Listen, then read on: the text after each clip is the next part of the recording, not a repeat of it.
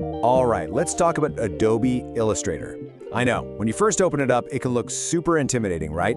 But I promise, in the next 5 minutes, we're gonna cut through all that noise and show you the absolute essentials you need to start creating. Ready? Let's jump in. So let me ask you something.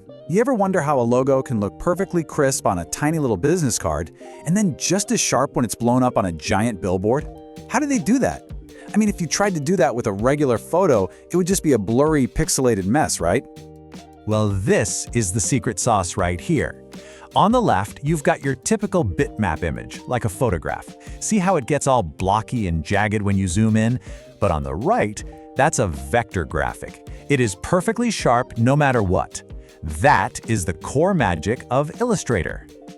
So let's break that down. What's the big idea behind these vector graphics anyway? I promise, once you get this one key concept, everything else about Illustrator starts to click into place. Okay, so here's the real breakdown. A photo is made up of a grid of tiny colored squares called pixels. But a vector graphic, it's more like a recipe. The computer isn't remembering a picture, it's remembering a set of instructions, mathematical equations actually, that tell it exactly how to draw the shape. And that's why you can scale it to the size of a building and it won't lose a single drop of quality. So, okay, why go vector? What's the big deal? Well, the advantages are huge. For starters, you can scale your graphics to literally any size with zero quality loss. Your lines, they're always going to be razor sharp. It's the absolute gold standard for anything that needs to be printed at high resolution. And hey, here's a nice little bonus. The file sizes are usually way, way smaller. All right, time to fire up Illustrator. Now, when you first open it, whoa! It can look like the cockpit of a spaceship, right? So many buttons, so many panels, but don't panic, we're gonna break it all down. Look, to get started, you really only need to worry about 3 main areas. Over on the left, you've got your toolbox. Think of this as all your creative tools, your virtual pens, pencils, you name it. Right in the middle, that big white space, that's your artboard, that's your canvas. And then over on the right, you got your palettes. These are all your controls for stuff like color, how thick your lines are, and so on. Now I get it, this looks like a ton of options, and it is. But please, don't feel overwhelmed. You don't need to know what every single button does. We're just gonna focus on the absolute essentials to get you creating something like right now. Okay, enough talk. This is the fun part. Let's actually make something. We're gonna start super simple, just by drawing some basic shapes. It is seriously this easy. First, find the rectangle tool over in your toolbox. Got it? Okay, now just click and drag on your artboard, and boom, you've just made your first shape. See how it's got a white inside and a black outline? In Illustrator speak, that's called a fill and a stroke. Okay, ready for your first power move? This is a game changer. While you're dragging out that rectangle, hold down the Shift key. Just try it. See that? It instantly snaps to a perfect square. This also works for the ellipse tool to make a perfect circle. It's such a simple trick, but it gives you so much control right away. Okay, you've made a shape. Now what? How do you move it around or change it? You've got 2 main tools for this, 2 different arrows. The black arrow, that's your selection tool, is for the big picture. You use it to select, move, and resize the whole object. But the white arrow, the direct selection tool, that's for getting surgical. It lets you grab and move the individual corner points of your shape. Super useful. All right, so you've got basic shapes down. But what if you want to draw something custom, something unique? Well, it's time to introduce you to Illustrator's real superpower. We're talking about the pen tool. Seriously, this tool, this is what separates the beginners from the pros. You think of those clean, elegant curves on logos like the Nike swoosh or the Twitter bird. That's not just drawing, that is pure pen tool mastery.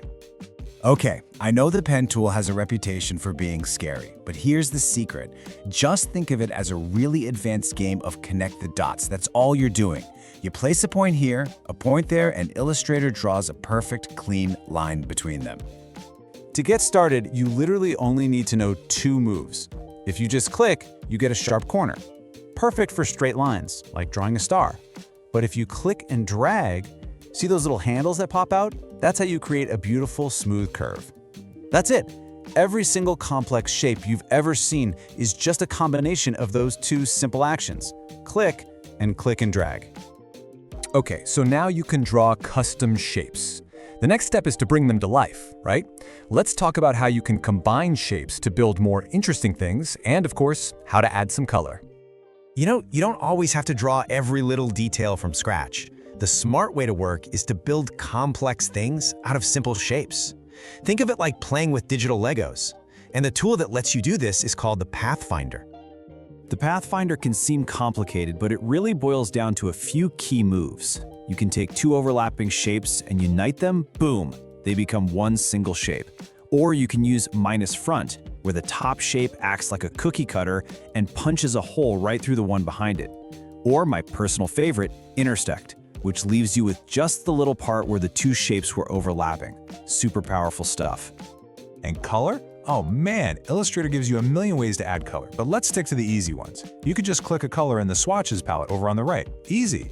Or you can double-click the little fill or stroke icon down in the toolbox to bring up a super detailed color picker. Or just look at the top of your screen when you have a shape selected. There are color options right there in the control bar. Pick your favorite method. Okay, check it out. We've drawn shapes, we've combined them, we've colored them in. There's just one last, super important step: saving your work so you can actually show it to people.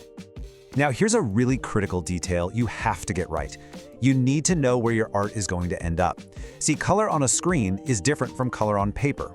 If your design is for a website, a presentation, social media, basically anything that's going to live on a screen, you want to use RGB color mode. But if you're going to print it like a poster or a business card, you have to use CMYK. It's the only way to make sure the colors you see on screen are the colors that come out of the printer.